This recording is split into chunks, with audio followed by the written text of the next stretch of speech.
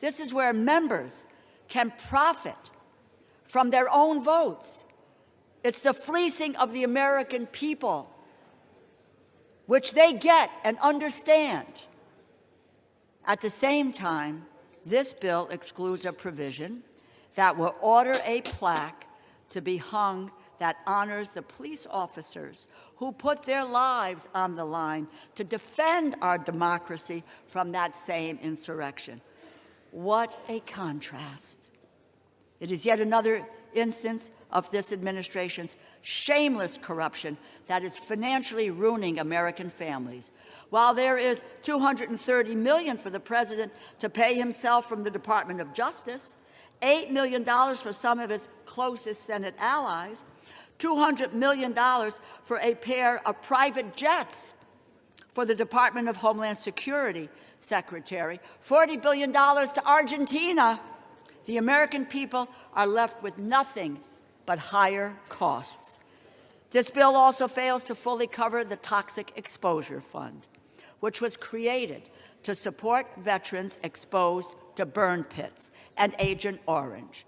Boom. We made a promise to stand by the men and women who served our country in uniform. This bill does not live up to that promise.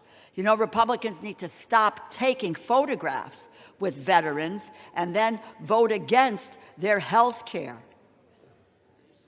Those who lead in the appropriations process here believe in the constitutional power of the purse. And over the past month, President Trump has been firing federal workers en masse. And when his administration has failed there, they have made life so miserable for federal workers that they had no choice but to leave. Federal workers should be, and I quote, traumatically affected.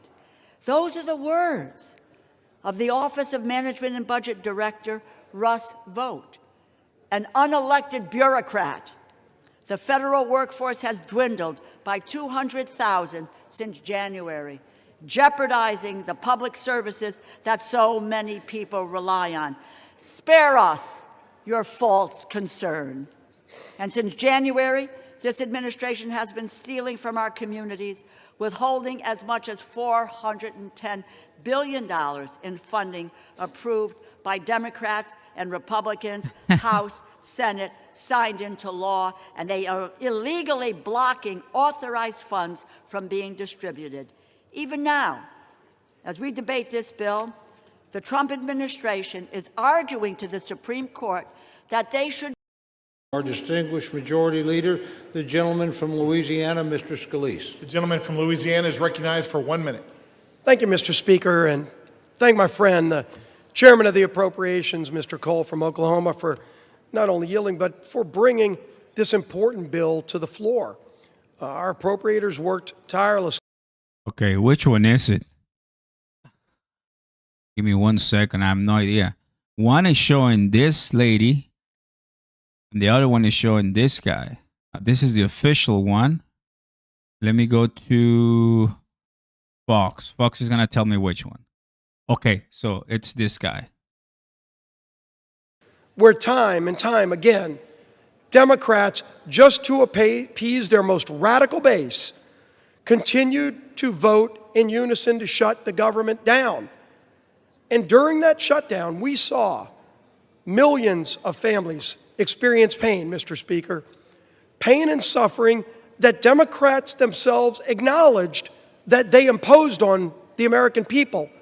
But they said over and over again, we have quote after quote from Democrats during the shutdown, that they needed to impose the suffering to get leverage, Mr. Speaker, to use the American people as pawns to get leverage. For what? For what?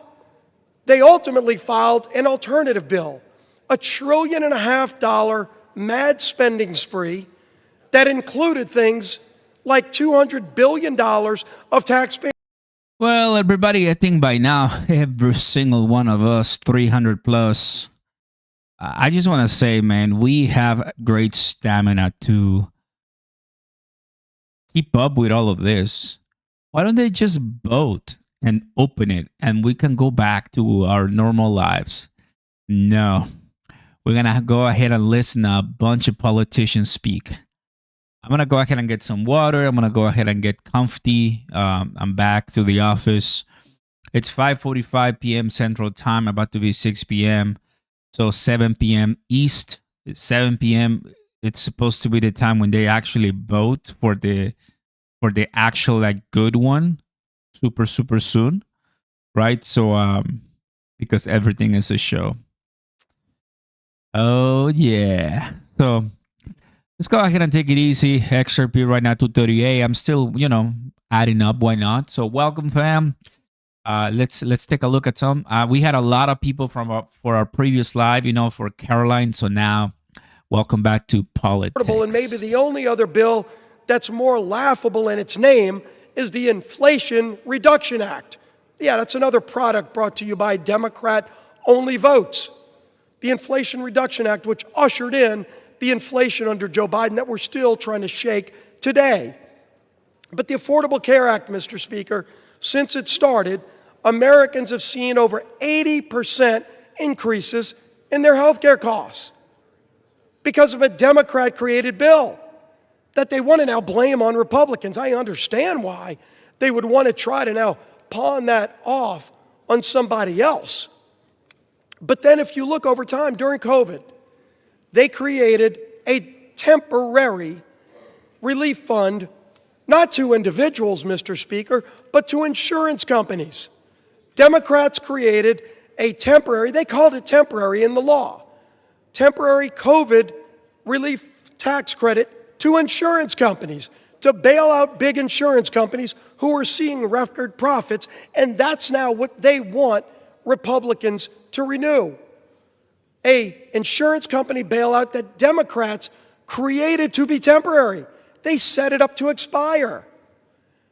And now they're saying that the world's going to end if that insurance company bailout doesn't get renewed. While at the same time, when we as Republicans worked to actually lower premiums for families, they fought it every step of the way. That's right. We had a bill that we passed through this House just a few months ago in the Working Families Tax Credit. Part of that bill was called the cost share reduction, was scored by the CBO to lower premiums for families by over 12%. And what happened? It gets over, and by the way, every Democrat voted against that too, because they've never cared about lowering premiums. Then that bill gets over to the Senate. Senate Democrats worked overtime to get that provision removed. And if you go look at Senate Democrat Budget Committee website, they still brag that they removed that provision that would have lowered premiums for families. So, absolutely, Republicans have worked and will continue, by the way, to work to lower premiums for families. But make no mistake, the high premiums that everybody faces today are a result of the inaptly named Affordable Care Act and the many failures associated with it. But this bill today is about ending the misery Democrats created on families. That is just about funding the government, not about solving other problems that we should be working to solve, but about getting the government back open while not holding the American people hostage. And that, Mr. Speaker, is what has disgusted the American people most during this shutdown. That should have never happened, but it's that it has caused real suffering for American families. Our men and women in uniform that had to wonder whether or not they're going to get paid. Air traffic controllers who already had a highly stressful job and then had to show up for work without getting paid. Multiple paychecks missed. Now you're seeing, because a lot of those air traffic controllers have to go work jobs as Uber drivers. They aren't even being able to show up for work because they still have bills due, their rent's due. They're trying to put food on their table, and Democrats want to vote no tonight to keep denying them food. The 42 million SNAP recipients, those people that are low income that need those food benefits, if you vote no today, you are voting to deny those 42 million low-income families basic food needs. Don't talk about how much you care about low-income people and vote no tonight to deny them food, basic services, basic things that American families need, who shouldn't be part of the leverage Democrats want, to show their radical base that they're fighting Donald Trump because they're upset with the results of the election from November. It is time to end this madness, Mr. Speaker. Let's get this government back open. Let's go negotiate our differences, which are many, but let's do it while not continuing to hold the American people hostage. I urge my Democrat colleagues who have voted relentlessly to shut this government down and to impose this suffering on the American people to stop. Stop imposing the suffering. Let's open the government. Let's get back to the work of the American people. I yield back the balance of my time. The gentleman from Louisiana yields back. Does the gentleman from Oklahoma reserve? I do, Mr. Speaker. The gentleman reserves. The gentlelady from Connecticut is recognized. I remind the Majority Leader that a 60-year-old couple earning $82,800 per year, annual premiums will rise by over $17,000, a 255% increase. It now gives me great pleasure to yield 3 minutes to the gentleman from Georgia, the distinguished ranking member of the Agricultural and Rural Development Subcommittee, Mr. Bishop. The gentleman from Georgia is recognized for 3 minutes. Thank you, Ranking Member DeLauro. As Ranking Member of the Agriculture, Rural Development, and FDA Subcommittee, I rise to oppose this bill, though it does represent, for the most part, solid bipartisan work to provide investments in agriculture in rural America.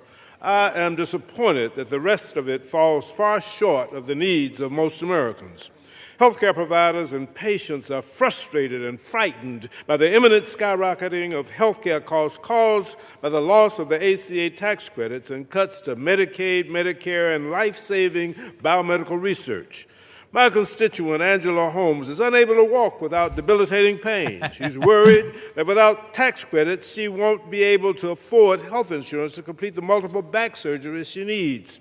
For many Georgians, health care is a matter of life and death. Our Republican colleagues could have corrected this in the Rules Committee, but they rejected an amendment last night that would have lowered health premium costs. To me, that's unconscionable. So are the administration's actions during the shutdown. As a Christian, I'm outraged that USDA used the shutdown to illegally withhold SNAP from 42 million Americans. USDA had the chance to do the right thing and use designated contingency funds, but rejected it. And when ordered to do so by the courts, they fought all the way to the Supreme Court to keep hungry families from receiving food. America produces the highest quality, safest, most affordable, and abundant food, fiber, and medicine anywhere in the world. To that end, this bill provides many welcome investments. It fully funds SNAP and WIC, replenishes the SNAP and WIC contingency funds, and fully funds cash value vouchers for fruits and vegetables for women and children. It also helps rural America by providing $1 billion in single-family direct home loans, $120 million over the House level, and funding water and wastewater programs at $446 million, both issues that Democrats tried to address in full committee. The bill provides $1.8 billion for the Agricultural Research Service, $1.6 billion for NIFA, protecting farmers, small businesses, and families against President Trump's budget request to eliminate land-grant university research and extension activities across the country. I'm pleased to see that the bill language requires USDA to notify Congress before canceling grants over $1 million. The agricultural portion of this bill does make positive steps in the right direction. The bill discards many of the harmful policy riders, which in the House bill, yet it does not go far enough to negate House language falsely questioning the safety of mifepristone and encouraging FDA to explore liability protections for certain infant formula manufacturers, over which the agency has absolutely no jurisdiction. And while the overall funding package may reopen the government for a month or two, this bill does not address the breach of trust this administration has demonstrated since January. They fail to follow the law, and we cannot trust that they will even execute this bill if we vote on it today. The gentleman's time has expired. They have 15 seconds. 15 seconds. The gentleman is recognized for an additional 15 seconds. They fail to follow the law, and we can't trust that they'll execute the law. They cut SNAP by 20% in the big ugly bill this summer, dismantled funded federal programs, fired federal workers, and illegally ignored court orders. This bill fails to address the health care crisis and bipartisan outrage has erupted over language in the bill to pay millions of dollars of Gentleman's taxpayer time has dollars to a expired. handful of senators whose phone records were The subpoenaed in gentleman's time relation has to expired. the January 6th investigation. Expired. Bad bill. The Oppose it. gentleman's time has expired. The gentleman yields back. Does the gentlelady from Connecticut reserve? The gentlelady reserves. The gentleman from Oklahoma is recognized. Thank you, Mr. Speaker. Mr. Speaker, I recognize yield 2 minutes to my very good friend, distinguished gentleman from Texas and distinguished chairman of the Military Construction and Veterans Subcommittee, the Appropriations Committee, Mr. Carter. The gentleman from Texas is recognized for 2 minutes. Thank you, Mr. Speaker, and I want to thank my longtime friend, colleague, and the chairman of the Appropriations Committee, Mr. Cole, for yielding me the time. I rise in support of H.R. 5371 and look forward to reopening the government. The shutdown has gone on long enough, and it's time to end it. Yesterday was Veterans Day, and it's a timely reminder of the commitment our armed forces personnel have made and the responsibility that we have to take care of those who serve our nation. Military Construction and Veteran Affairs component of the legislation meets that goal. The legislation includes $133.3 billion for the Department of Veterans Affairs, including $113.8 billion for discretionary funding for the VA medical care. It includes critical funding for Let's put a pin on this. Let's listen to something XRP related, shall we? There's a ton of interest in XRP. My colleague Matt Hogan, our CIO, likes to say that the death of an ETF is apathy. And apathy is certainly not one of the elements of XRP. There's a lot of energy and interest and enthusiasm. So I think, there's $100+ trillion that live on traditional rails. And more of that is migrating on-chain. But nevertheless, there's $100 trillion there.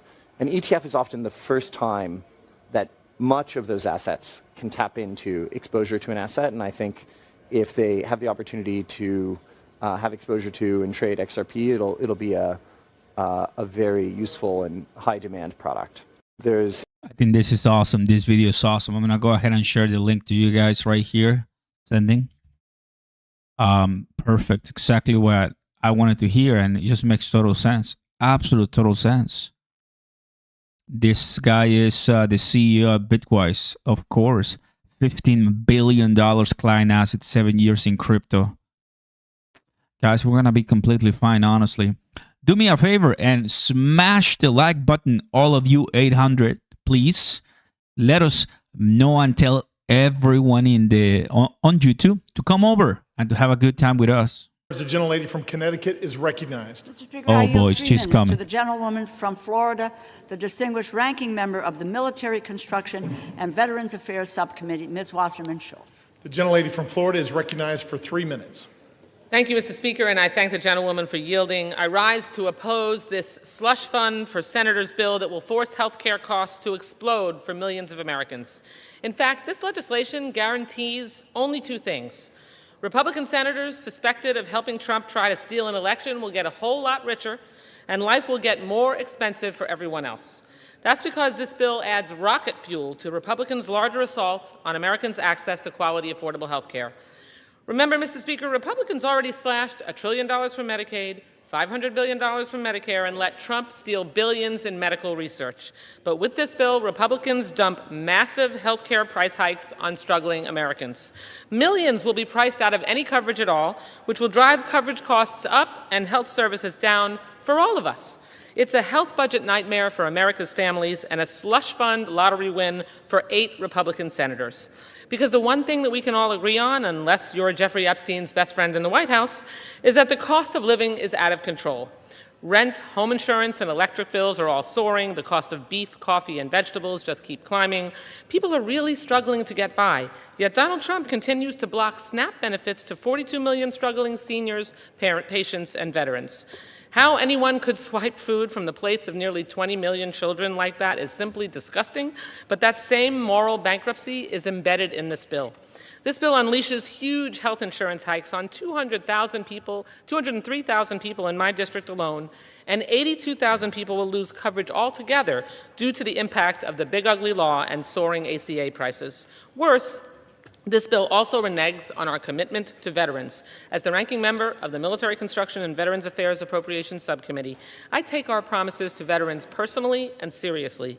Just this summer, I secured bipartisan support for my amendment to restore $51.7 billion in advance funding for the Toxic Exposures Fund. This is funding, mind you, that President Trump sought in his budget. Yet as Republicans slipped a slush fund for senators into this bill, they gutted a critical funding protection for veterans. Just so we're all clear, average Americans will see their kitchen table budget blow up from the health coverage price hikes, and veterans will see their future health care funding for toxic exposures put in jeopardy. All so billionaires can keep getting huge tax breaks. It's hard to pick between the worst moral outrages behind this bill. Was it covering up for Epstein's best friend for nearly 2 months, just so Republicans could vacation and avoid negotiating a better health care plan for our struggling families? Or is it the slush fund that personally enriches Republican senators and will haunt everyone who votes for this bill? Well, House Democrats will oppose this partisan spending bill that guts America's health care, and we'll keep fighting to extend health care tax credits. Donald Trump and Republicans broke their promise to lower costs, and this bill certainly cements that betrayal. But Democrats will stand by our promise to lower costs, and we'll make sure every American knows Republicans are responsible for this devastating health care crisis. The gentlelady's time has expired. Back. The gentlelady yields back. The gentlelady from Connecticut reserves. The gentleman from Oklahoma is recognized. Thank you very much, Mr. Speaker. Mr. Speaker, I yield 2 minutes to my very good friend, distinguished chairman of the Agriculture Subcommittee of the Committee on Appropriation, Dr. Harris of Maryland. The gentleman from Maryland is recognized for 2 minutes. Mr. Speaker, I rise today in support of Senate Amendment to H.R. 5371, which will finally put an end to the Democrat-led government shutdown. Millions of Americans have suffered because they refuse to reopen the government, harming those who depend on SNAP benefits, federal workers, Border Patrol agents, and our troops who are uncertain about their next paycheck. This legislation extends government funding to the end of January 2026, thereby blocking attempts to force a budget-busting omnibus at the last minute before Christmas. It also includes the FY 2026 Agriculture, Rural Development, and Food and Drug Administration Appropriations Act. Republicans have effectively locked in disciplined, flat spending levels while supporting the Trump administration's policy priorities. The agriculture bill provides $26.65 billion in discretionary spending, which is level with the current amounts while also including community project funding. This bill provides critical funding support to America's farmers, ranchers, and rural communities. It ensures both USDA and FDA can safeguard our nation's food and drug supply and fully funds nutrition programs, including SNAP and WIC. Additionally, the bill closes the hemp loophole that has resulted in the spread of unregulated, intoxicating hemp-derived products that are being sold online and in gas stations and corner stores across the country. Many of these products. Good morning, everybody. Just wanted to come out and say that we believe the long national nightmare will be over tonight. It was completely and utterly. States Attorney General and over 81 national and state public health, medical, law enforcement, and other organizations. It's beyond disappointing that our colleagues on the other side of the aisle will soon be voting to continue the chaos and uncertainty of a government shutdown. But this is what responsible Republican government looks like. We stared down the radical Democrats' outrageous budget-busting demands and held the line for hardworking American taxpayers.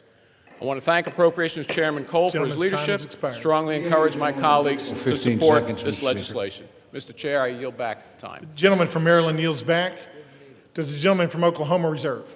The gentleman reserves. The gentlelady from Connecticut is recognized. Mr. Speaker, I yield 3 minutes to the gentleman from New York, the distinguished ranking member of the Legislative Branch Subcommittee, Mr. Espaillat. The gentleman from New York is recognized for 3 minutes. Thank you, Mr. Speaker. I rise today in strong opposition to the Senate's amendment to H.R. 5371 because once again, the Senate has put other interests ahead of those of the American people. Today's backroom deal does nothing to stop 20 million Americans that will see their health care premiums double or triple. And it does absolutely nothing to stop provisions in the reconciliation package that will strip 50 million people of the Medicaid coverage. These cuts will have a resounding impact for individuals and the healthcare industry and economy as a whole. Safety net hospitals like Montefiore in my district and federally funded clinics like Borinque in East Harlem face having to eliminate services or completely close. Families, seniors, and children who go to these clinics and hospitals cannot afford to lose health care coverage.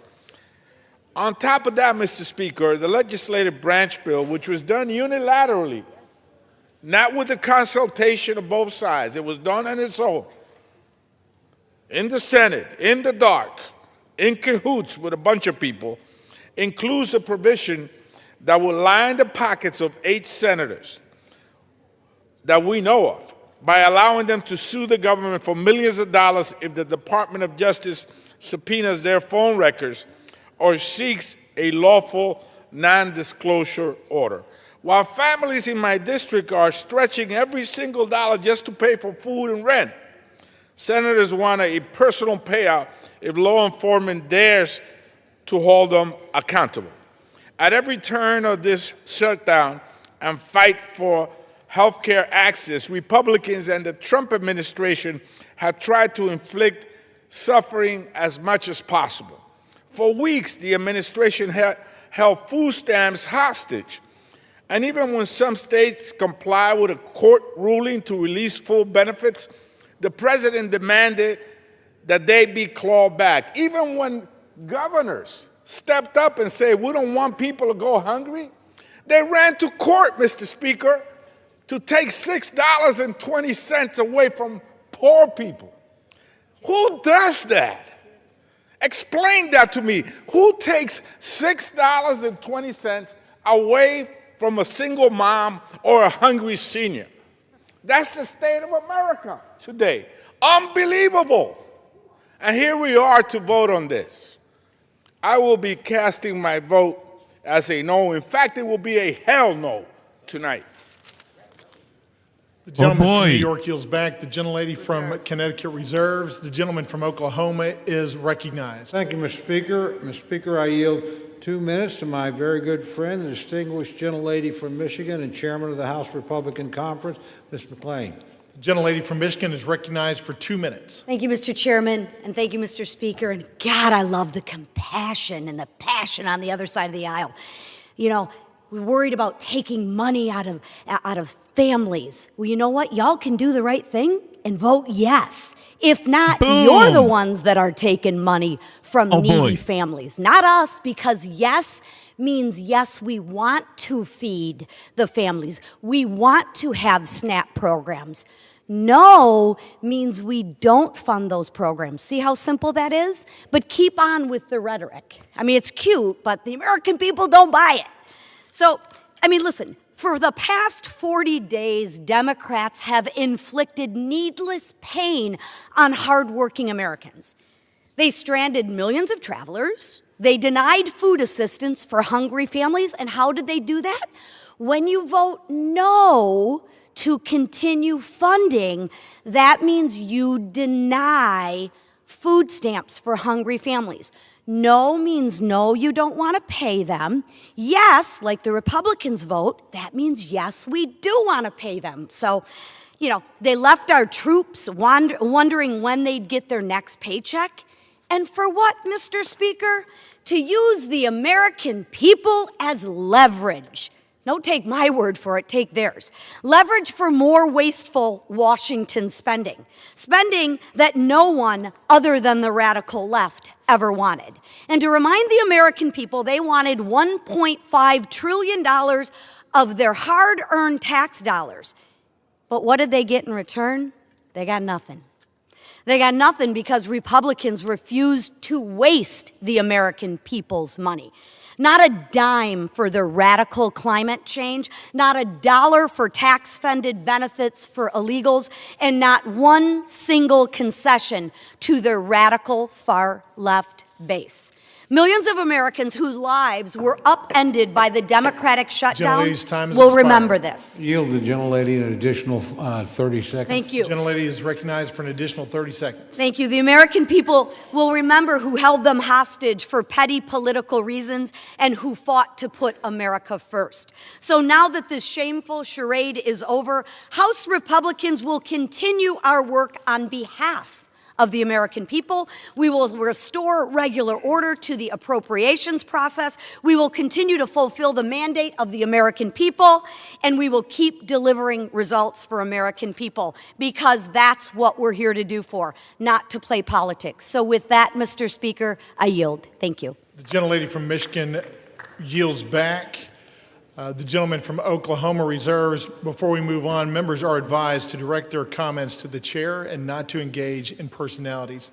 The gentlelady from Connecticut is recognized. Thank you, Mr. Speaker. I have the greatest honor, really, to yield time, 2 minutes time, to the gentlewoman from California, the distinguished Speaker Emerita, Ms. Pelosi, here it and comes. I might add, Here probably it comes. the epitome of the best speaker that this nation has ever had, in addition to which millions of Americans have health care coverage through the Affordable Care Act because of Speaker Pelosi, and she's also Italian-American. Thank you. I yield.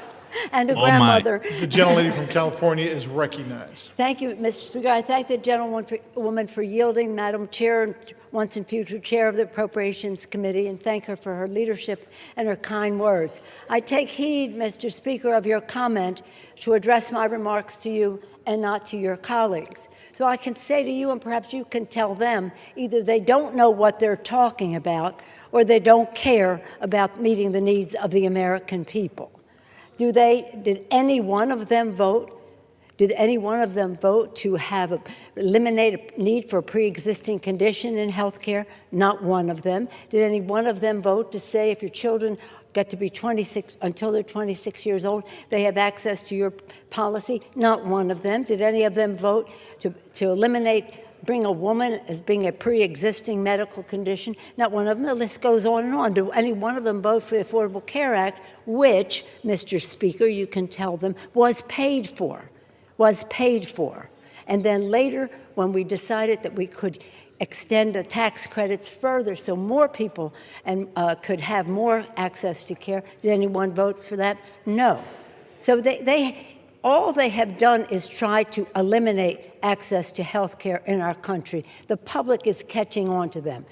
You might tell them if a woman is born with a child that has a heart condition, she's out of luck with what they are proposing. If a father gets a stroke, forget about it. If you have a sibling with a disability, they don't care. And if your wife has breast cancer, you've got big bills to pay because they want to take away health care, whether it's Medicaid to tens of millions of people, $500 billion from Medicare for seniors and people with disabilities, millions of dollars added to the cost for families for access to the Affordable Care Act. The list goes on and on. Either they don't know or they don't care. I'll say one more thing as a grandmother and a mother.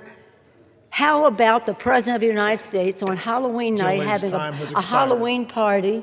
And saying to the Supreme Court, please don't make me feed the children or the poor people in our country. Going to the Supreme Court for that means cruelty is not even comes close to the word that is needed for that kind of behavior. The worst president for children America has ever seen. I yield back. The gentlelady from California yields back. The gentlelady from Connecticut reserves. The gentleman from Oklahoma is recognized. Thank you, Mr. Speaker. Mr. Speaker, I yield 2 minutes to my very good friend, distinguished gentleman from West Virginia and member of the Legislative Branch Subcommittee of the Committee of Appropriations, Mr. Moore. The gentleman from West Virginia is recognized for 2 minutes. Thank you, Mr. Speaker. I rise today to support the Senate amendment to H.R. 5371, which includes full funding for the legislative branch. I'm honored to serve as the vice chairman of the legislative branch subcommittee, and I'm grateful to Chairman Valadao for his leadership on that committee. It has been a long road to bring this bill to the floor, a road that was made significantly longer by totally unnecessary Schumer shutdown that we've been living in.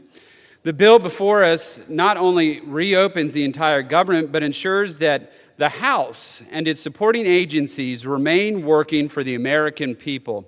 The bill invests in safety and security. It increases funding for the Capitol Police, provides support for security programs through the House Sergeant at Arms, and is tough on foreign adversaries, including language I wrote, preventing the purchase of technology tied to the Chinese Communist Party.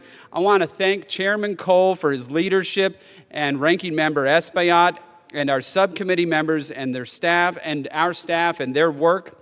And I urge my colleagues to vote yes. I yield back. The gentleman from West Virginia yields back. The gentleman from Oklahoma reserves. The gentlelady from Connecticut is recognized. Mr. Speaker, I yield 1 minute to the gentlewoman from Ohio, the distinguished ranking member of the Energy and Water Subcommittee, Ms. Capter. The gentlelady from Ohio is recognized for 1 minute. I thank the ranking member for yielding, Congresswoman DeLauro. Congress today should vote for affordable health insurance for Americans and reduce its rising costs. Instead, in the dead of night, 8 Senate Republicans slipped into this bill a payola for themselves, literally raking millions of dollars to themselves. This payola, it's called corruption. Corruption. Millions of taxpayer dollars now are slated for Senators Graham, Haggerty, Hawley, Sullivan, Tuberville, Johnson, Loomis, and Blackburn. Each is teed up to personally rake in a minimum of $500,000 up to $1.5 million.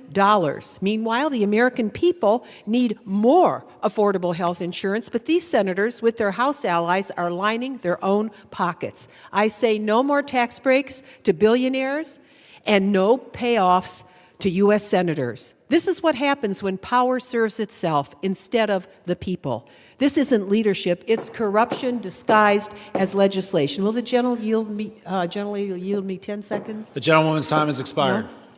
Let's cleanse America of disgusting corruption. Power corrupts, absolute power corrupts absolutely.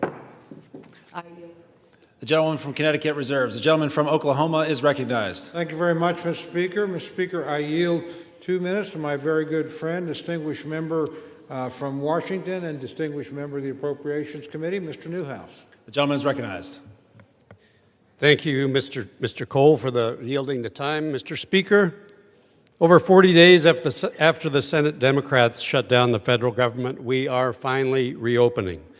The result of the shutdown has been thousands of employee furloughs, major disruptions to our air travel, service members going without pay, delayed food assistance for low-income individuals and families, and much, much more. Mr. Speaker, as a member of the House Appropriations Committee, the responsibility of funding the federal government is one that I take very seriously, especially in light of our nation's debt surpassing $38 trillion. The performative tactics that we have watched over the last 7 weeks have truly been a disservice to Americans.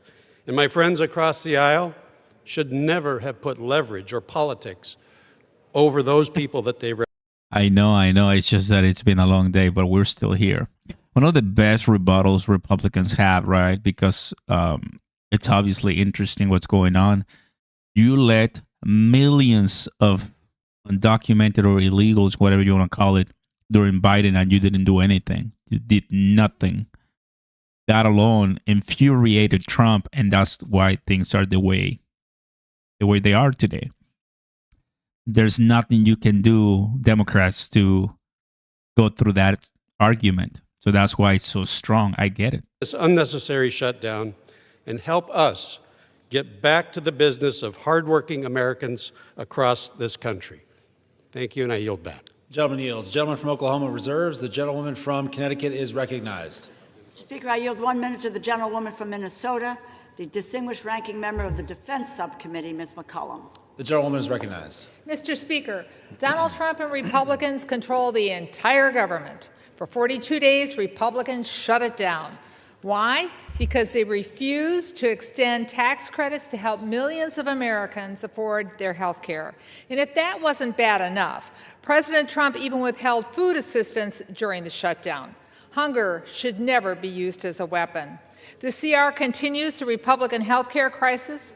The Speaker's already said he won't hold a vote to extend the Affordable Care Act tax credits to reduce health care costs for Americans. So now my constituents are going to have to choose between heating their homes, feeding their families, or taking their children to the doctor. It's a terrible deal for the American people.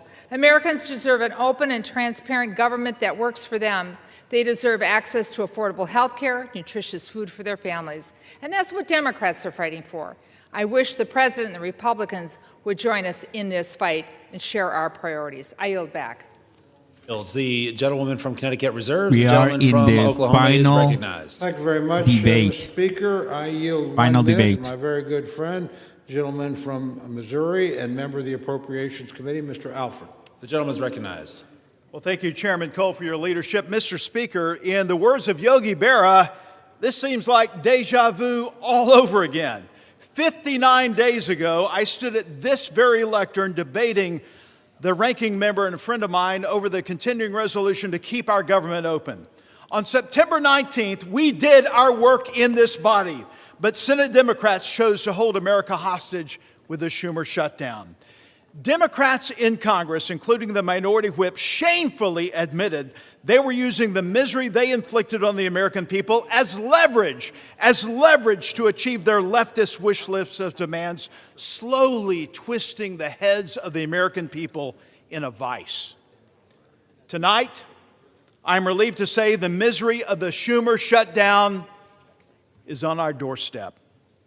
Mr. Speaker, this package proves that when Republicans stay united and put America first, we can govern with strength, compassion, and common sense. Tonight, Mr. Speaker, tonight we will reopen the government and liberate the Schumer hostages. And with that, I yield back. The gentleman yields. The gentleman from Oklahoma reserves. The gentlewoman from Connecticut is recognized. Mr. Speaker, I yield 1 minute to the gentlewoman from California, a member of the Appropriations Committee, Mrs. Torres. The gentlewoman is recognized. Mr. Speaker, I rise in strong opposition of this deeply flawed bill because the American people deserve better.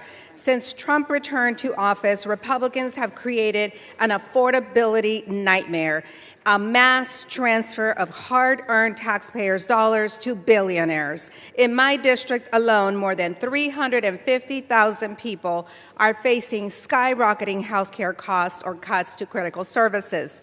Republicans shut down the government instead of finding bipartisan solutions to keep care affordable and took a 7-week paid hiatus, during doubling health care costs for working families, cutting off food assistance right before Thanksgiving, and letting Trump spend his holidays pardoning insurrectionists, enriching billionaires, cozying up to dictators, and building himself a new ballroom, all while taking food away from families in need. And now Senate Republicans want to reward themselves with a taxpayer-funded handout. Shameful, shameful, shameful. House Republicans should be here doing their jobs, not making life harder for working families. I urge a no vote.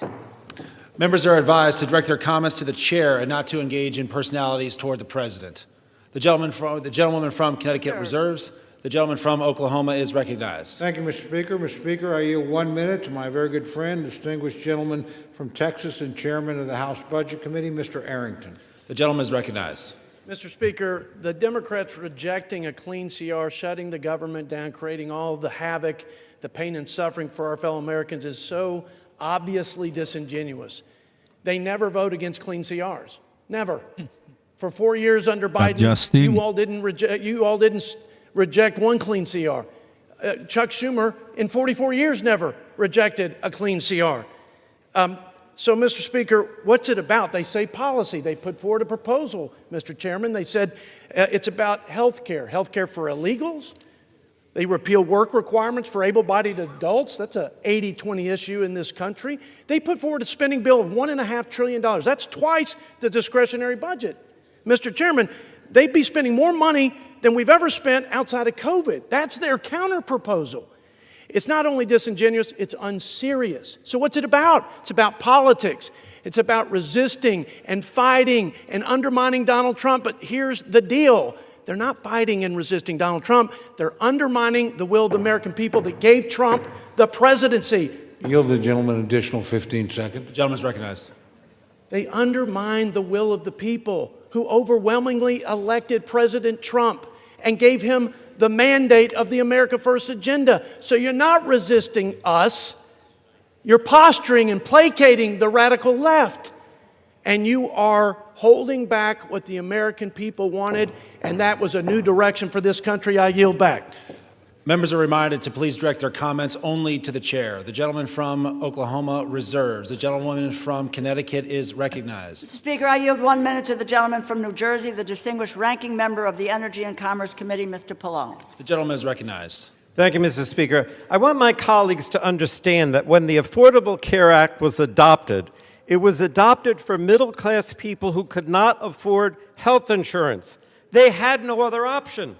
They had nowhere to go. You just would end up without health insurance. I have constituents coming to me now crying because their insurance is going from $500 a month to $1,500 a month. That's an increase of $1,000 a month. Who can afford that? No one in the middle class.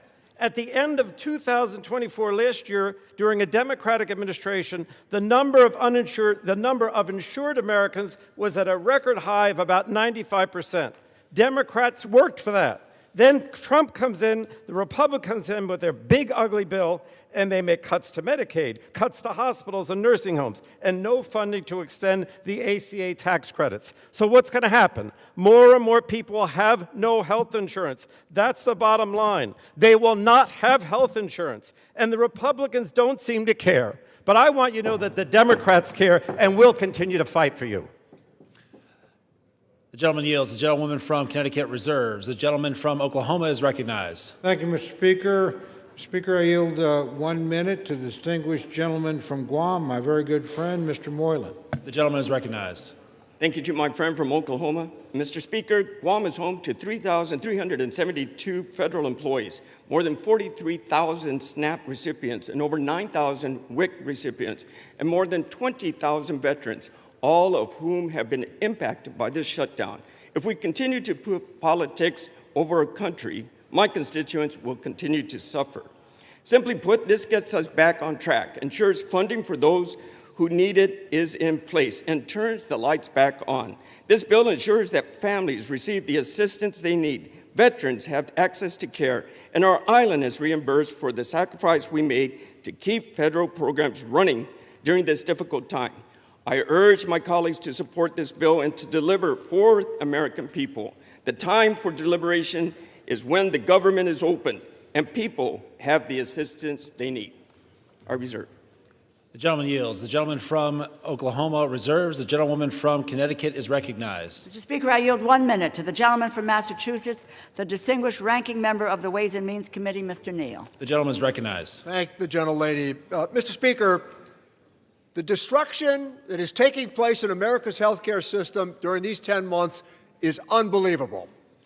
They've eviscerated the National Institutes of Health. They've cut back on the Centers for Disease Control, billions of dollars from Medicaid for a tax cut for the wealthy. Where do you see what's coming to America's hospitals after the next election? It's so contrived they waited until after the election to implement it. 24 million people are likely to lose health insurance if we don't implement these tax credits as suggested. The emergency room is going to be back in full force now because this is where people will go for their health care. All of this is taking place to justify a tax cut for people at the very top. And here's the real kicker. Our Republican colleagues of fiscal probity borrowed the money for the tax cuts. In 2017, it's $2.4 trillion. In the last tax bill, almost $4 trillion is borrowed for a tax cut for wealthy people. Whatever happened to the fiscal soundness that the Republican Party used to lecture everybody on? And I yield back the balance of my time. The gentleman yields. The gentlewoman from Connecticut reserves. The gentleman from Oklahoma is recognized. Thank you very much, Mr. Speaker. Mr. Speaker, I yield 1 minute to my very good friend, the distinguished gentleman from Pennsylvania, Mr. Muser. The gentleman is recognized. I thank Chairman Cole for his leadership. Mr. Speaker, if this were a library, we would have the fiction side over there and the nonfiction side over here. The only thing that's not fiction, however, is their consistent criticism of the health care system known as Obamacare that they created. That's what this fight seems to be about. And that's the one end of things that is truthful. Today, Mr. Speaker, after 6 weeks of no pain, or excuse me, lots of pain and no gain, they're going to vote again to keep the government closed. They're going to vote again. They're whipping their votes so they would not be paying federal workers. They won't be funding essential programs like SNAP and undo the chaos at our airports. Okay, I spent the last 43 days in my district talking with these groups, talking with SNAP, talking with Head Start, seeing their pain, realizing it, understanding it. Some of my colleagues did the same, but shockingly, they're still going to vote to keep the government closed and keep this funding from being delivered. It's time to fix the damage the Democrats have caused. With this vote tonight, Republicans will restore SNAP payments. We'll get TSA and air traffic control. Yield the gentleman an additional 15 seconds. And you know what, thank you, Chairman. And you know what, Mr. Speaker? Yesterday was Veterans Day. Veterans didn't fight for the red. They didn't fight for the blue. They fought for the red, white, and blue. Maybe tonight we can follow their example. I yield back. The gentleman yields. The gentleman from Oklahoma reserves. The gentlewoman from Connecticut is recognized. Mr. Speaker, I yield 1 minute to the gentlewoman from Washington, Ms. Del Bene. The gentlewoman is recognized. Thank you, Mr. Speaker. This bill fails to address the fundamental needs of families across our country. Americans have made it crystal clear that affordability is their #1 concern. President Trump and Republicans promised to lower costs on day one, and that's been one big broken promise. Healthcare premiums are skyrocketing because Republicans refuse to extend the ACA tax credits, causing healthcare costs to go up for everyone. Over 4 million people will be forced off their coverage next year because it's too expensive. This is on top of soaring prices for food, energy, and housing. It's unacceptable for the wealthiest nation in the world. Republicans who say they support affordable health care should be standing up for their constituents rather than following in line behind President Trump. I'm going to keep fighting for affordable health care and lower costs.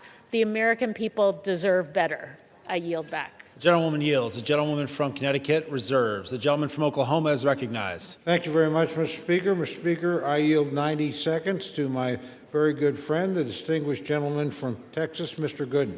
The gentleman is recognized. Thank you, Mr. Speaker. Throughout this sham and shame of a shutdown, we've heard so many lies from the Democrats. And over the last 45 days, and especially the last 45 minutes, I've heard them say this is an evil bill. Republicans don't care about the disabled. Trump is the worst president in history for children. They've said that Republicans are to blame for the fentanyl crisis. Republicans shouldn't take photos with veterans. January 6th, of course they mentioned that. Republicans are corrupt, and they've said that Republicans are starving kids. What they haven't said is the one thing that this bill does, which is open up the government. Not one Democrat is getting up here saying this bill opens the government. So let me remind them and my colleagues and the American people, this bill opens the government tonight. And the American people have Republicans to thank for ending this shutdown and opening the government. I urge a yes vote. I am proud to vote yes. And I am so disappointed in my Democratic colleagues because for the life of me, throughout my time in the House, I've heard them talk about how wonderful it is to keep the government open and that a shutdown is so bad and can never happen. And tonight they won't even admit that this bill opens the government and this is what we need for this country tonight. So I urge a yes vote and I yield back. The gentleman yields. The gentleman from Oklahoma reserves. The gentlewoman from Connecticut is recognized. Mr. Speaker, I yield 1 minute to the gentlewoman from California, Ms. Barragan. The gentlewoman is recognized. Thank you, Mr. Speaker. I oppose the Republican spending bill that makes health care more expensive for hardworking Americans. While Republicans were on their 7-week-plus vacation All our constituents were receiving notices of premium increases. A constituent of mine, a lifelong educator, has been told that her premiums will jump from $383 to nearly $1,000. Meanwhile, Trump and Republicans can find money for a fancy ballroom. They can give tax breaks to billionaires, and they even included millions of dollars in cash payouts in this bill for 8 Republican senators. If anyone else in government gave themselves millions in taxpayer money, they would go to prison. But for Americans trying to afford health care, not $1 in tax credits. House Democrats are united against this corrupt bill and will keep fighting to protect America's health care. I urge my colleagues to reject this bill. I yield back. The gentlewoman yields. The gentlewoman from Connecticut reserves. The gentleman from Oklahoma is recognized. Thank you very much, Mr. Speaker. I yield myself such time as I may consume. Mr. Speaker, it's been an interesting debate. Frankly, as a couple of my colleagues have suggested, a lot of the rhetoric on the other side hasn't had much to do with the legislation in front of us. My friends chose all on their own to shut the government down 43 days ago. During that time, soldiers have had to worry about getting paid. The only reason they were paid is the President of the United States managed to pull a rabbit out of the hat twice, or we would have had military families completely unpaid. We have our air traffic controllers. Most of us flew here today or yesterday or in recent days. They're keeping the skies as safe as they can, but they haven't gotten paid. We're in this Capitol building. We're under the protection of the Capitol Police. They do a splendid job. They keep doing their job. They haven't been paid. We have people that are in desperate need of some of the services that this government has promised to give them. SNAP and WIC, that's at risk unless we pass this legislation tonight. So we can have all these debates about all these other issues. As a matter of fact, my friend the Speaker, his counterpart in the United States Senate, the Majority Leader, and the President have said, when you open the government, we'll be happy to talk to you about some of these issues. But you're not going to shut down the government, punish the American people, put people's lives at risk, and think we're going to sit down and negotiate with you under those circumstances. That is not going to happen. We told you 43 days ago, from bitter experience, government shutdowns don't work. They never achieve the objective that you announced. And guess what? You haven't achieved that objective yet, and you're not going to. We did the same thing twice, so I'm not saying that we've got clean hands over here. You guys did it on DACA, didn't work here, not going to work here. Only people that have suffered have been the American people, the people that we're all here to serve.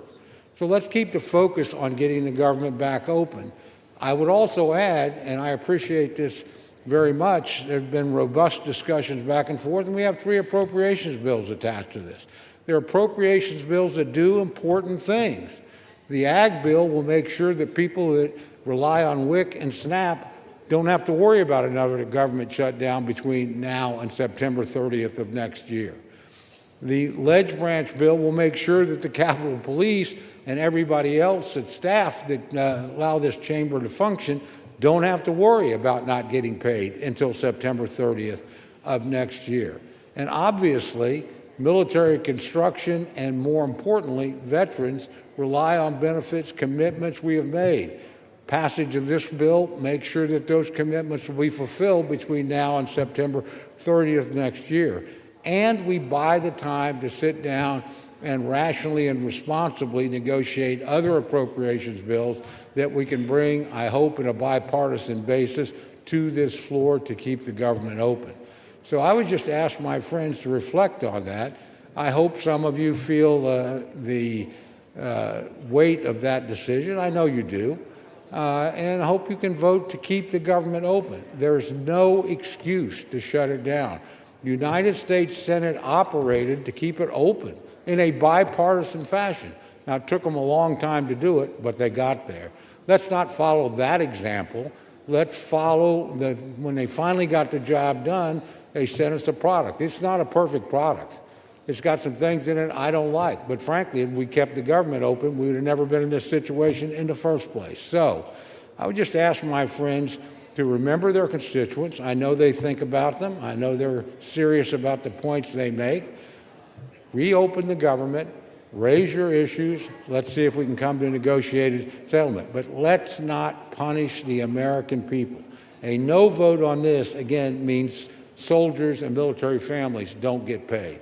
A no vote means that people in need of SNAP and WIC might not get it. A no vote means the people that allow us to come here and debate and work won't get paid either. I can go down the list of horrors. It's pretty simple. This is a vote about two things. Opening the government of the United States, which you willfully tried to shut down, fortunately did not succeed in that in this chamber, but some of your colleagues, using arcane Senate rules, did manage to do it, but finally came to their senses. You ought to pay attention to those people. They said, enough is enough. Let's reopen the government. I would urge my colleagues to do that today, and I hope it's done in a bipartisan way. With that, I reserve the balance of my time, Mr. Speaker. The gentleman reserves, and members are reminded to direct their remarks only to the chair. The gentlewoman from Connecticut is recognized. Mr. Speaker, I yield 3 minutes to the gentlewoman from Massachusetts, the distinguished Democratic whip, Ms. Clark. The gentlewoman is recognized. Thank you.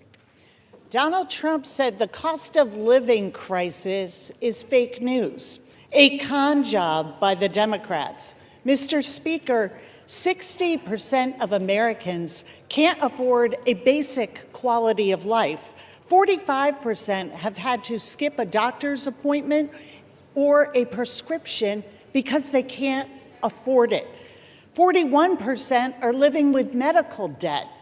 The American people are simply not making it.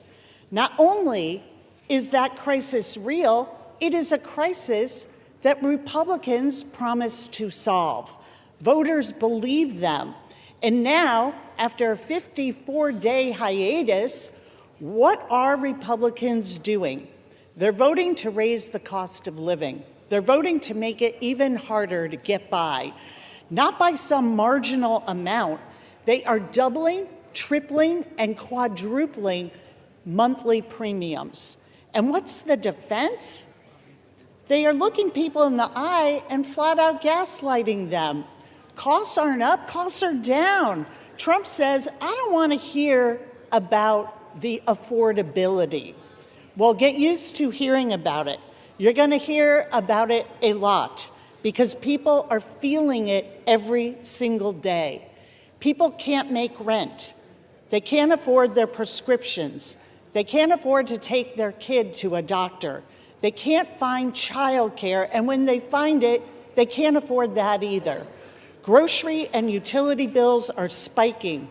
This is the crisis of our time, and it's about to get exponentially worse, because the GOP's craven allegiance to billionaires over working people. The cost of living crisis is not fake news. It's not a perception issue. It is daily life for the people that we all represent. So let's do something about it. Let's reject this budget. Let's stop the health care cuts. Let's stop the premium hikes.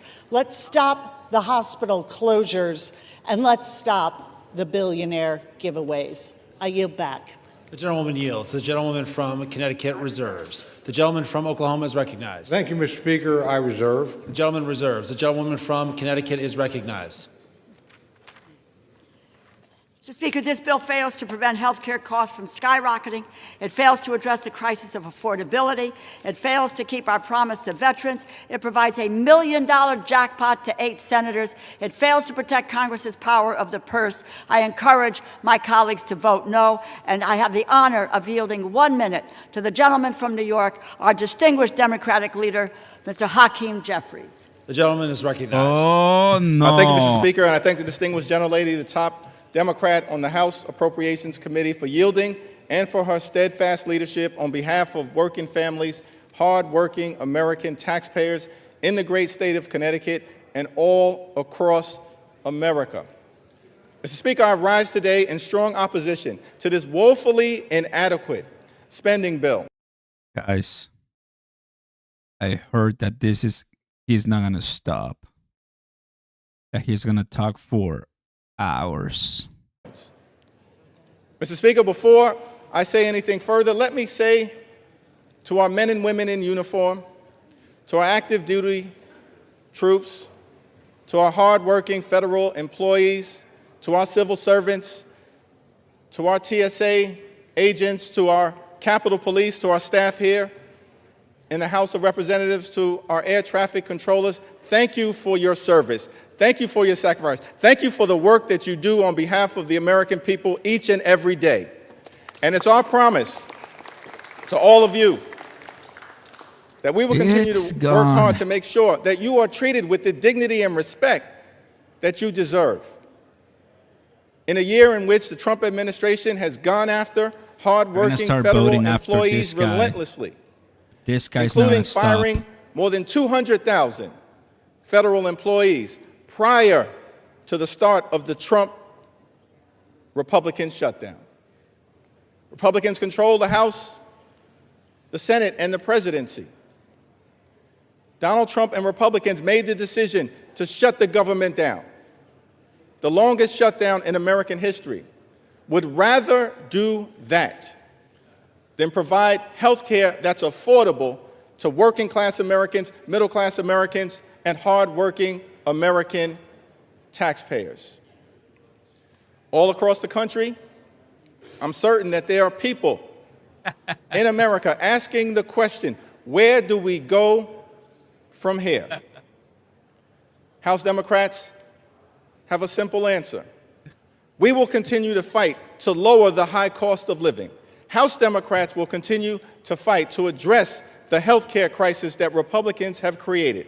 And House Democrats will continue to fight to extend the Affordable Care Act tax credits for tens of millions of Americans. This fight is not over. We're just getting started. We'll fight today. We'll fight tomorrow. We'll fight this week. We'll fight next week. We'll fight this month. We'll fight next month. We'll fight until we win this battle for the American people. That's our commitment as House Democrats. And there's only two ways that this fight will end. Only two ways, Mr. Speaker, that this fight will end.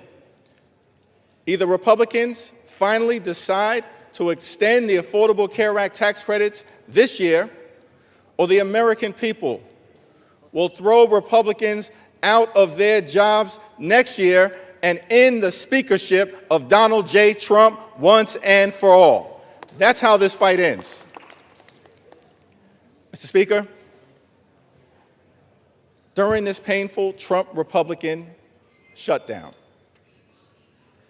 what we've seen is two different philosophies in terms of how to govern for the American people. The Democratic Party philosophy is clear. We are ready, willing, and able to find bipartisan common ground anytime, any place, to enact spending agreements that actually make life better for the American people. But in order to do that, we need to have partners on the other side of the aisle who are actually willing to find a bipartisan path forward.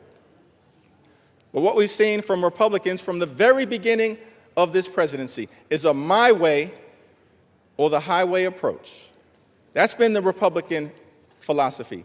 Jam your extremism down the throats of the American people. That's what we've seen from day one of this presidency. That's the reason why the government has been shut down by Republicans and Donald Trump for the longest period of time in American history. What have we seen from Donald Trump and Republicans during this shutdown? A consistent unwillingness to actually find common ground in order to make life better for the American people. Donald Trump, during this shutdown, found the time to play golf week after week after week. Donald Trump found the time to pardon serial fraudsters like George Santos and Rudolph Giuliani. Donald Trump found the time to meet with the Chinese Communist Party. Donald Trump found the time to destroy the East Wing of the White House. Donald Trump found the time to extort $230 million from the Department of Justice so he could line his pockets. Donald Trump found the time to bail out Argentina with $40 billion. Donald Trump found the time to rip away SNAP benefits from 42 million Americans. Mr. Speaker, these extremists are not like us. They're not like us.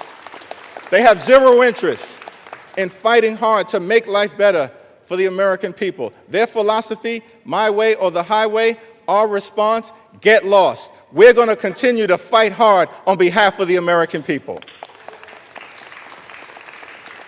In the midst of a health care crisis and a cost of living crisis that is very real, despite what Donald Trump, the leader of the Republican Party, has to say. He claims there is no affordability crisis in the United States of America. But why would anyone believe anything that Donald Trump or Republicans have to say on this issue?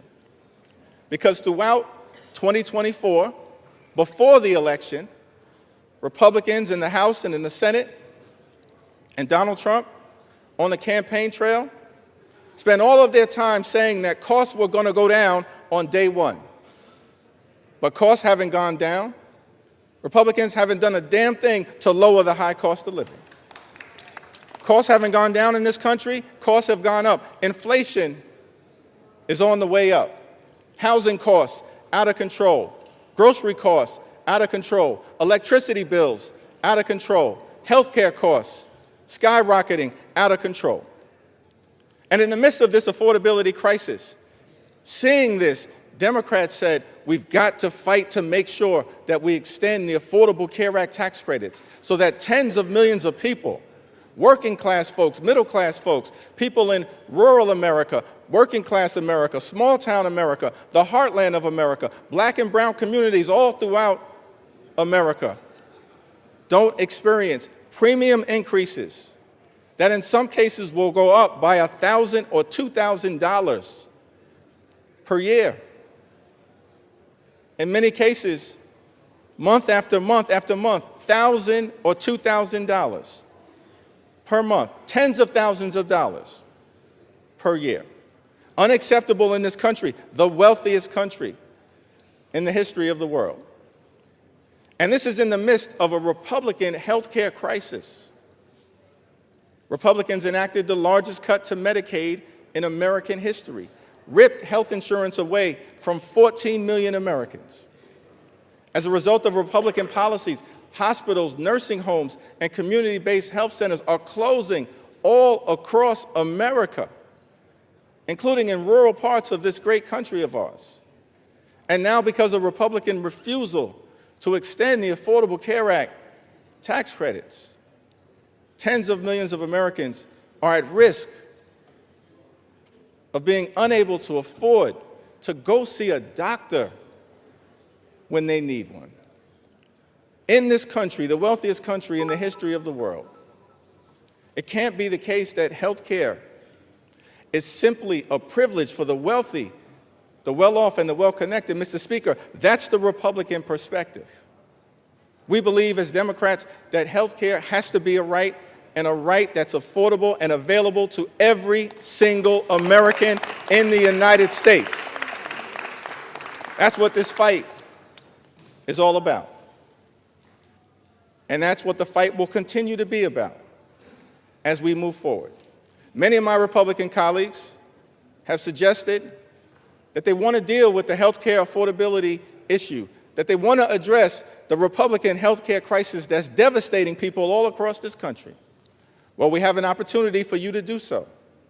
There's a discharge petition connected to legislation that House Democrats have introduced to extend the Affordable Care Act tax credits for 3 years, because we believe that working class Americans, middle class Americans, and everyday Americans deserve the same level of certainty that Republicans always provide to the wealthy, the well-off, and their well-connected donors. Working class Americans deserve that level of certainty. So join us in extending the Affordable Care Act tax credits. It's not too late. We're in the midst of open enrollment, but the tax credits expire on December 31st. And we will stay on this issue until we get this issue resolved for everyday Americans. Mr. Speaker, as I close, you know, I've had the opportunity, as many of us do, Awesome. Great. to serve great, in the great, United awesome. States Congress with legendary figures, too numerous to mention. Legendary members, of course, Speaker Emerita Nancy Pelosi, Steny Get it Hoyer, done. the great Jim Clyburn, Maxine Waters, Elijah Cummings, Charlie Rangel, our own Marcy Kaptur, the longest-serving woman in the history of the United States House of Representatives. We've all had the opportunity to serve with legendary members, John Dingell, too numerous to mention. But one can't call that role without calling the name of the great John Lewis. I had the distinct honor of serving with John Lewis for several terms. Many of us here in the House of Representatives did. I'll never forget, on my first day in the Congress, I had the opportunity to meet John Lewis for the first time in person. And he called me over to see him on the House floor, and he just asked me a simple question. He said, "Are you the new guy?" And I said, "Yes, sir, Mr. Lewis, I am." And he said, "Well, we're colleagues now. You don't have to call me Mr. Lewis. You can call me John." I said, "Yes, sir, Mr. Lewis, I understand." And then he said to me, "You're from Brooklyn, right?" Now, Mr. Speaker, I got to be honest, I was tempted to say, Brooklyn is always in the house. But instead, since my mother raised me with some sense, Lenita Jeffries, I said, "Yes, sir, I'm from Brooklyn." And then he said something to me that I've never forgotten. He said, "Well, I hear some positive things about you from your predecessor, but Washington, D.C., young man, can be a rough place. So I don't want you to get into any trouble unless it's good trouble." And I just wanted to stop by on the House floor to make sure it was clear to the American people that the spirit of John Lewis lives amongst House Democrats, and we will continue to get into good trouble to make their life better. That's our commitment to every single American all across this country from this day and for every day moving forward. And it was John Lewis who said to us that ours is not the struggle of one day, 1 week, or 1 year. Ours is the struggle of a lifetime, and maybe even many lifetimes. And each one of us in every generation must do our part. Mr. Lewis, we love you. We were blessed by our opportunity to serve with you, and House Democrats are here to do our part. We're in this fight until we win this fight for the American people. I yield back. Are you ready for voting at last? The gentleman yields. Members are reminded to refrain from engaging in personalities towards the president. The gentlewoman from Connecticut has 30 seconds remaining and is recognized. I yield back the balance of my time. The gentlewoman from Connecticut yields. The gentleman from Oklahoma is recognized. Thank you very much, Mr. Speaker. It's my distinct pleasure to yield the balance of our time to the distinguished Speaker of the House, There my very he good is. friend and a man, a person I admire greatly. Are you ready for the speaker? I'm actually just going to hold you to 1 minute, Mr. Okay. Speaker. My good friend, the gentleman from Louisiana, Speaker Mike Voting Johnson. starts soon. Voting starts soon. Thank you.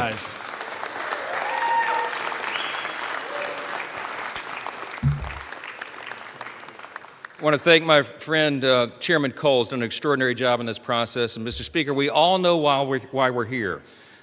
House Democrats voted to shut the government down. It was 54 days ago when we had that vote, September 19th. And since that time, Senate Democrats have voted 14 times to close the government.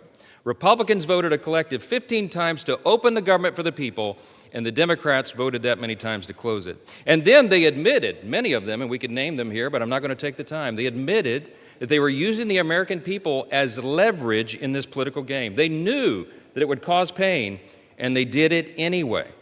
The whole exercise was pointless. It was wrong, and it was cruel. In mere moments, I want you to watch the board. They're going to do it again. I'm going to guess for you that most of our Democrat colleagues are going to vote again to close the government, again to take food out of the mouths of families that need it, again to deny pay to federal employees, again to stall flights and cancel airlines and do all the rest that they've done. But we are not going to let them succeed in that gambit. And that's right. While the Democrats keep voting to shut the government down, Republicans are going to vote to open it back up. And with that, we're going to get the American government running again and working for the people as they deserve. I'm going to close with this. You know, as Speaker, you have the ability to talk as long as you want, but I'm not going to do that tonight. Move it. We're not going to waste any more time of the people. Yeah.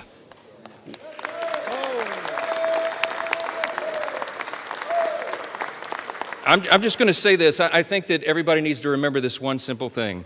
From the very beginning of this whole ordeal, on the Republican side, we operated in good faith. We offered a clean, nonpartisan CR. We were honest and transparent with the American people from the very beginning, and every single day of the shutdown, we went out and looked right into the camera with a press conference and told the American people the simple truth. We have done for the people what has been right and just and truthful. And in the end, that is what God honors always. Don't forget it. We need to get this government open as soon as possible, and I'm going to yield back the remainder of my time so we can do that. The American people demand it and deserve it. My friends, let's get this done. Thank you. I yield back.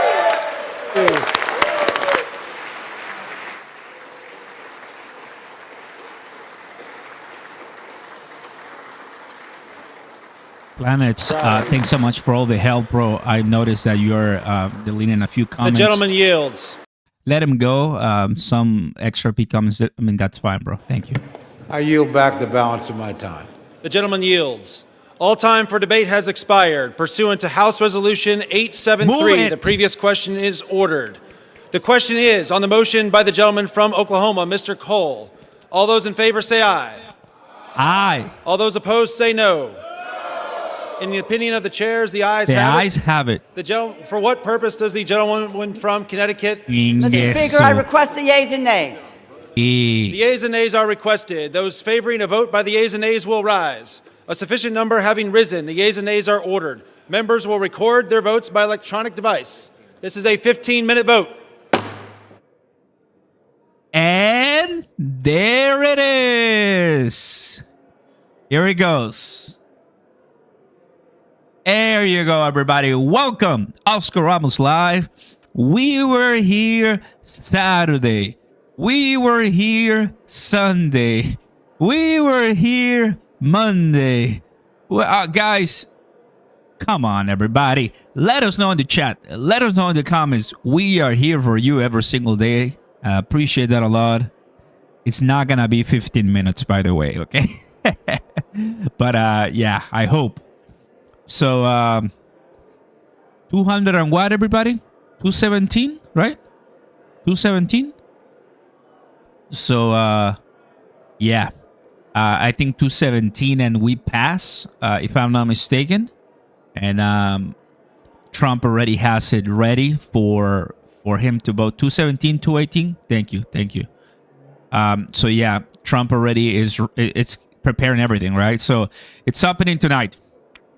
Finally, at last, after 43 days, it's opening back up. Let's go, everybody. This is what this is so exciting. So exciting.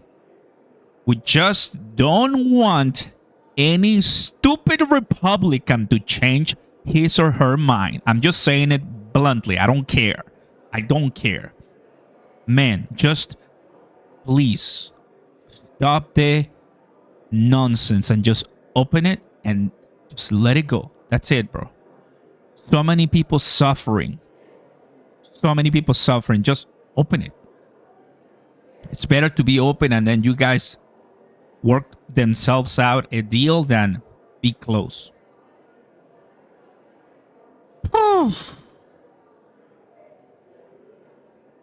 Perfect, everybody. So yeah, we do this, and then later today, Donald J. Trump is gonna be live, and he's gonna take all the credit, because you know Donald, and Republicans will be by his side. Picture, picture, picture, and Democrats are the bad guys. Republicans and Trump are the good guys, and story ends. And tomorrow, Thursday, November 13th, it's just a brand new day. Just a brand new day. So very happy to have you guys join me in the first link down below. Start trading.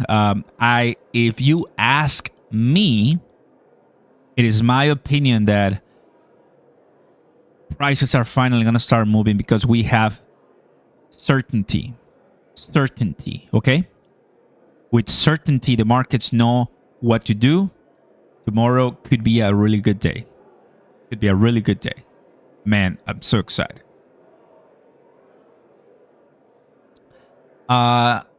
President signing the bill tonight. So let me open up his schedule right here. I got you, bro. I got you. Oh, you guys want the jams. Here, 9:45 p.m. So it's 8:45 my time, which is in close to 2 hours. Less than 2 hours. Right now, he's at a state dinner. Close press.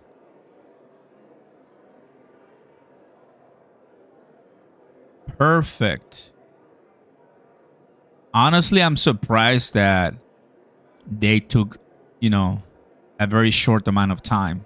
Because if you remember Jeffries, he spoke for hours during the big, beautiful bill. That's the one he spoke for like 5, 6, 7 hours. We were there. I remember those days.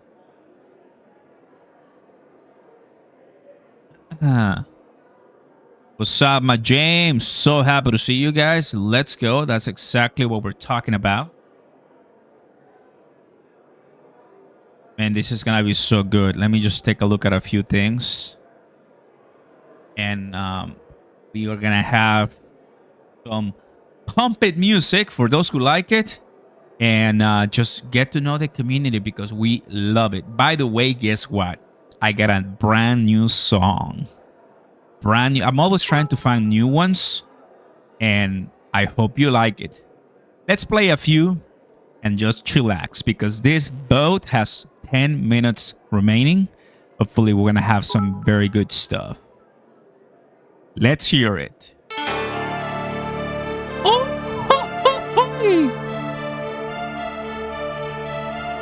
Bring it, everybody. And this is the way we do it in this channel.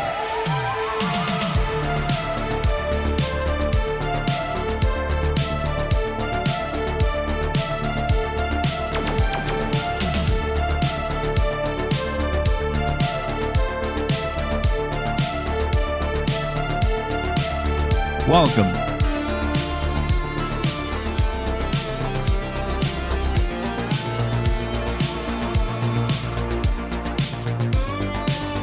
Nine minutes to go, 119 to 123.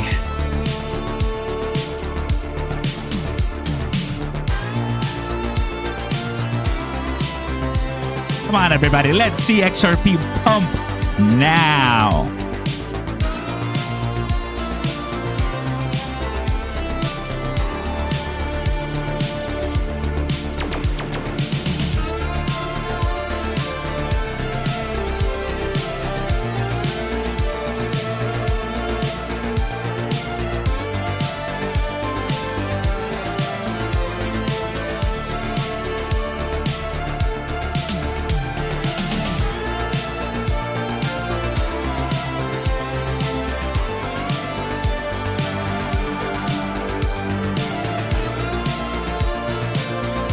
Next week, Jeffrey Steen.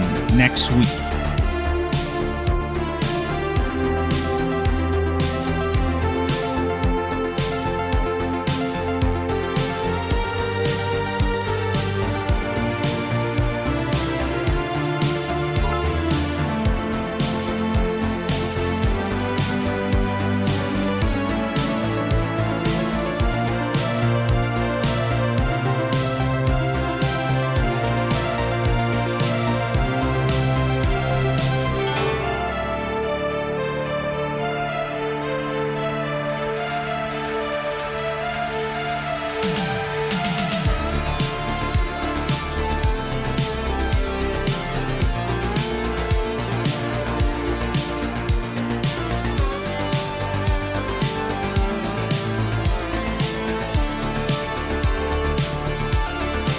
Come on, let's do this.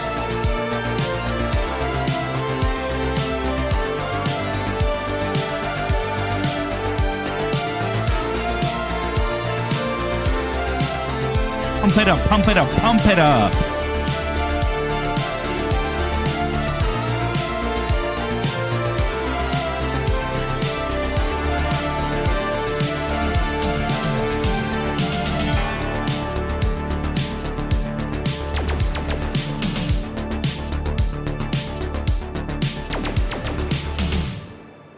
Oh, that was good, everybody. That was good. I hope you liked it. Bring it.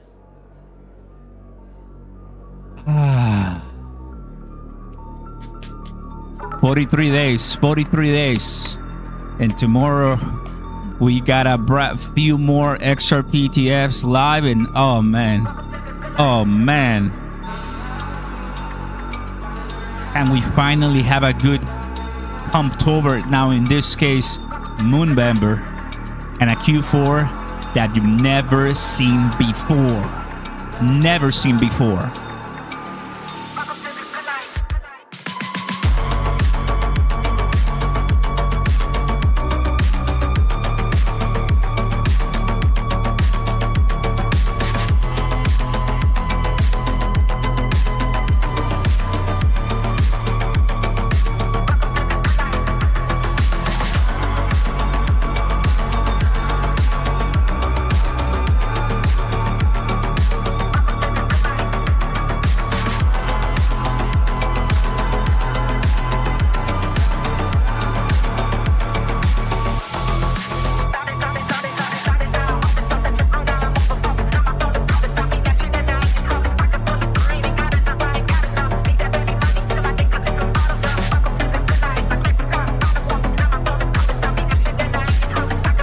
Who bought the XRP dip? Who held the line? Who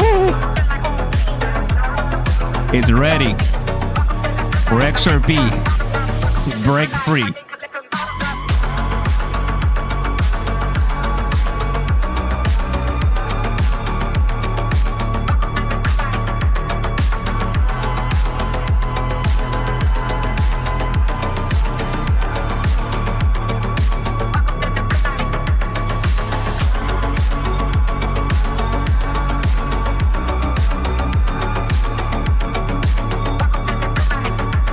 I can smell it. I can smell it.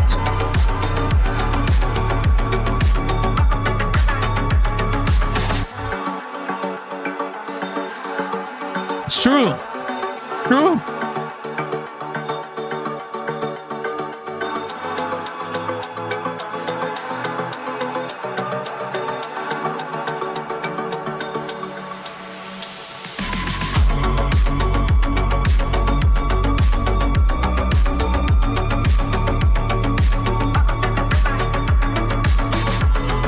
Right. Pump it, Brett. Pump it. Jasmine in the house. And there are H-Bar. Where's my H-Bar fam? Where are you guys? Where are you guys?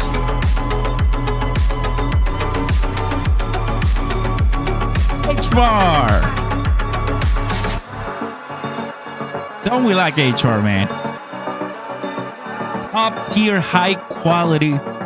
One of the best ones. One of the best ones, guys.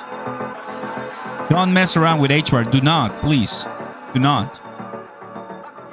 What a good one, man.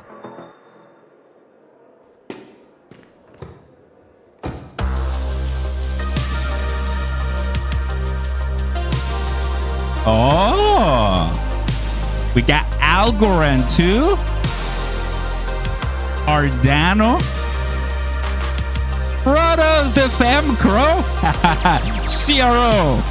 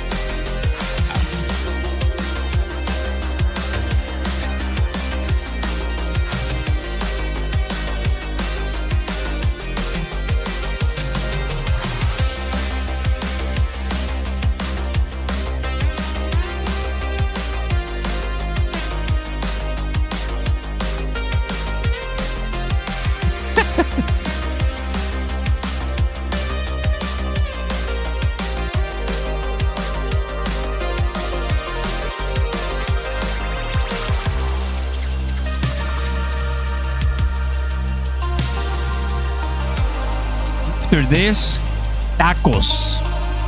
Tacos.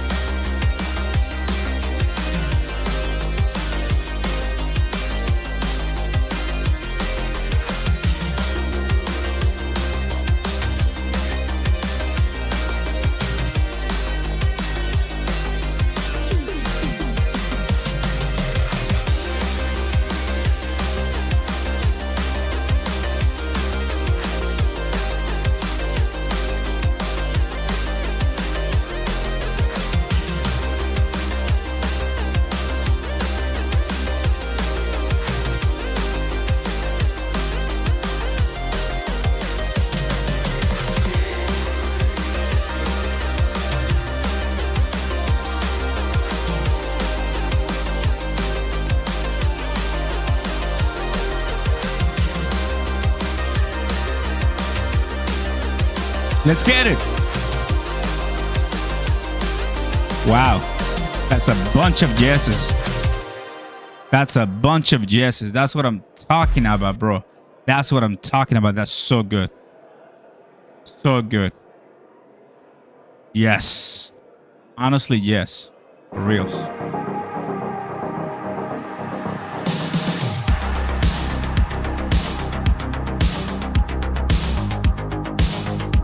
Welcome, everybody. Happy to see you. Oscar here live again. You know me. Very happy to have you. Drop a like. Enjoy.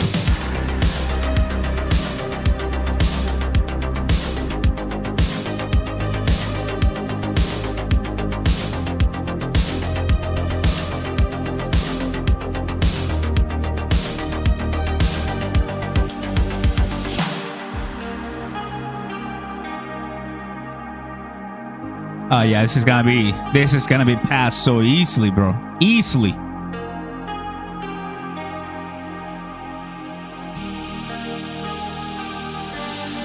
Yep. Here it comes. Here it comes. Here it comes. Finally. Shutdown. Believe it.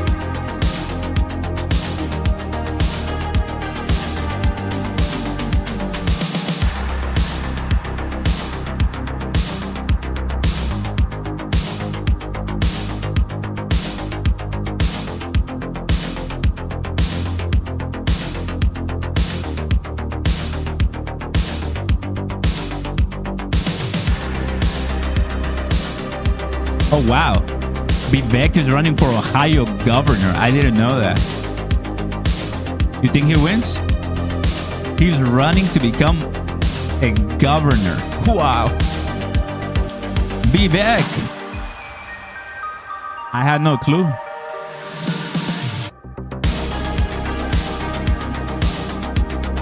Almost there.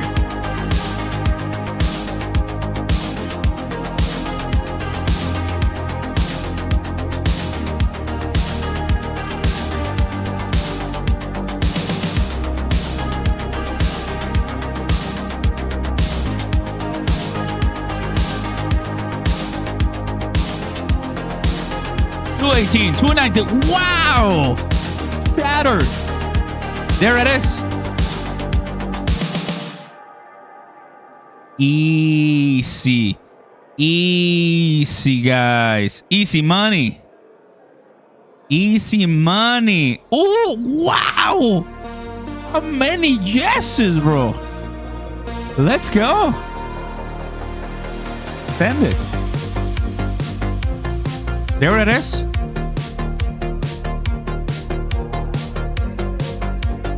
House passes vote to end the shutdown. It's official. It's official. There it is. Everybody breaking up. They did it. It's over.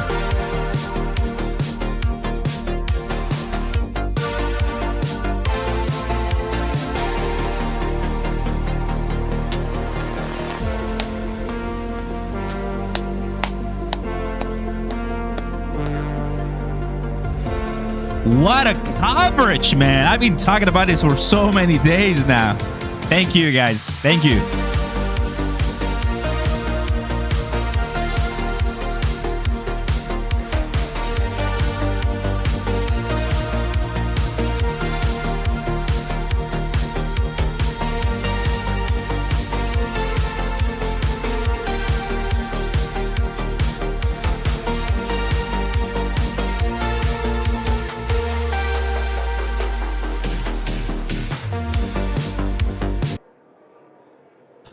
On this vote, the yeas are Here it is. 222, the nays are 209.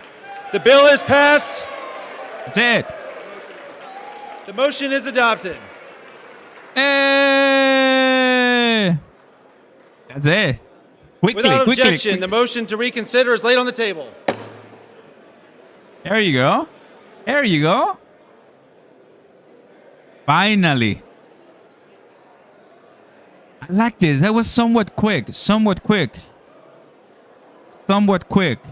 I like that. I like that. I like that. Perfect. That's what I'm talking about, brother. Let's go. Let's go. Yeah, you see Johnson right there. Everybody there saying good job, good job, good job. So The chair lays before the House a communication. The Honorable the Speaker, House of Representatives, sir. I respectfully request to be relieved from assignments to the House Armed Services Committee and the House Select Committee on Competition between the United States and the Chinese Communist Party, effective immediately. It has been an honor and privilege to serve on these committees on behalf of my constituents and the American people. Signed sincerely, Mikey Sherrill, Member of Congress.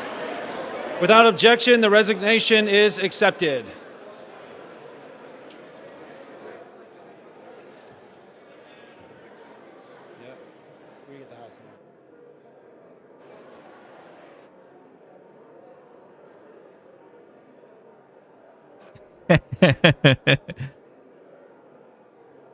my friends, my colleagues, admins, subscribers, members, and all of my viewers, well done. 43 days ever since the start of October 1st, as I was in Singapore and now back home. I can say, and we can say, this nightmare is over. And finally, we can let crypto and the economy go into a different route. And we're just probably going to see, give it a few hours, give it a few days, give it a few hours, give it a few days, right? Don't just quit. Thank you, Josh. Love that, man. I appreciate that a lot. Thank you, thank you, thank you. I'm excited for what's to come. All I can tell you guys is join us, join us, join us. You have all the links down there. We appreciate you being here. We just really thank you so much. And I mean, just give it a few, right? Don't just demand the massive pump right now. You know how crypto is. You know how crypto is. But let's give it a few and let the president sign it later today. And I'm just excited for what's going to happen, you know? Praise God. I mean, came back from work. Now I'm here. And I'm going to go to a Bible study. I'm late for the Bible study, but I'm still going to make it. And that's it. I just want to relax. And I don't think I'm going to be here for Trump. I want to, but it's going to be too much. So I also know when to stop. I mean, it's just too much. So, yeah. The House will be in order. Yeah. Shh. The House will be in order. For what purpose does the gentleman from Kentucky seek recognition? Mr. Speaker, I offer a privileged resolution. Thank you, but not thank you. That's it. We're tired of hearing people. I mean, that's it. Thank you so much for your service, and you have an amazing, blessed day, sir. All righty. I was like, it's over. Now we pump in due time. That's it. This is what we are all waiting for now. Mr. Trump, the one and only, signing. That's it. Okay, guys. I'll see you tomorrow. That's it. I'm not gonna come back. I gotta relax, enjoy, and live life. But I'll see some of you on Discord, some of you on Patreon. But please be safe. Enjoy life. It's over, and now we can finally, take care of XRP and the ETF soon. So I'm very excited. Thank you, guys, and I'll see you next time. Peace.